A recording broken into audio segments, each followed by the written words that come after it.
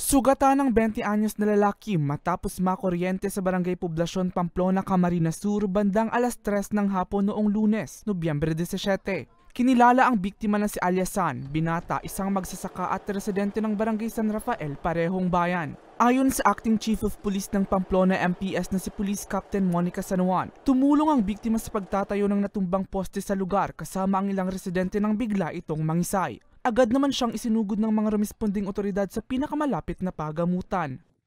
Habang yung atin pong ilan sa mga residente ng Barangay San Rafael ng Pamplona, Camarines Sur ay nag-initiate po sana na maitayo yung isang poste ng kuryente na itinumba po cause po nung ang Typhoon Uwan ay hindi po aware sila na meron pala po itong live wire. Kaya as a result po, yun pong isa sa tumutulong na maitayo sana itong poste, aksidente pong na kuryente po ng isa po sa mga live wire.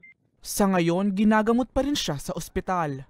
Initial po na physical na nakita ng ating investigator ay yung sa may parting mukha niya po ay medyo parang pumutok po yung sa may parting skin po niya. And sa ngayon po wala po kaming hawak na medical yung history ng kung ano man po yung mga other damages po na na-incurred po niya. Pero makikipag-ugnayan pa rin po sa Kasoreko kung ano po ang maaari po na maitulong po dito sa biktima. Nagpaalala naman muli ang otoridad sa publiko na ipaubaya na lamang sa mga otorisadong individual ang pagsasaayos ng mga nasirang linya ng kuryente para makaiwas sa peligro.